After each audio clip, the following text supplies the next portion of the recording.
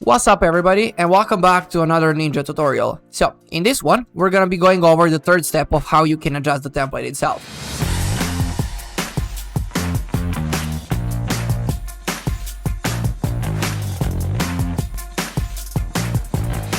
So finally, we're gonna be actually jumping ahead in Webflow and in the template itself.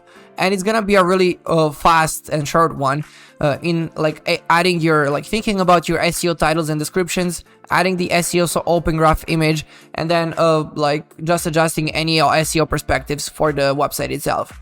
Just because a lot of people forget about this at the end, I want to put this in first before we go ahead and actually jump into design and change stuff. So let's jump into Webflow. We're gonna be jumping into the Agencia tutorial that we were purchasing in the first tutorial. As we said in a previous step, now that we actually know what kind of content we're going to be using and what pages we're going to be using, we know which pages we need to archive basically. So let's say in this case, what we do, I'm not going to be using that page. So I'm going to be saving it as a draft. So we're not indexing that at the moment and getting that out of the way. Then we're not going to be using the blog. We're going to be saving that and getting it out of the way. And now we're left with these.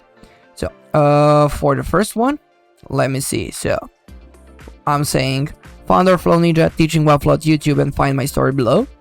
So I can copy all of that content, paste it in here for me to reference, and then it's gonna be my personal portfolio. So I'm gonna be write Uroš Mikic, and then just founder of Flow Ninja. Then for the description itself, I can go back to and I can see helping clients achieve their business results with strategic design, sprints, and tools like Webflow at Flow Ninja. Then we can paste that one in. Now we can already see that our sharing options for the website are starting to look a lot better. And now we can basically go ahead and see Uroš Mikic, founder of Flow Ninja, helping clients. The final thing that is sticking out is the open graph image for this page. And then now we're going to be opening this up and then uploading an open graph image that we were designing in the previous step. So this is the one. That's it. We can click here and then copy the link. And then on the home page itself, we're going to be pasting that in. So now we can see that it's going to be looking really sleek and great when we share the page itself. And then we need to do basically that for all of these pages. So for the about page, for the sake being, for this use case, I'm going to be copying over everything to be basically the same for every single page. But I strongly suggest in your case that you create unique SEO open graph images for each one of the pages, and custom custom open graph images, custom titles, and then custom these ones. So for this one, I'm gonna be using about, and then I'm gonna be using here Uroš Mikic. So let me use this extension for every single page. Save. Let me do it for contact us. Save our work, paste that inside, copying this one, bam, save, and then the final thing is gonna be going ahead and copying the open graph image URL from the first page, from the home, and pasting them on all of the other ones. Again, just for the sake of this tutorial, I'm not gonna be writing custom descriptions for each one of them, but I actually strongly recommend you actually go ahead and do everything for that side. So that is that. If we go and check every single other pages, this is good, it's good, it's good, it's good, it's good.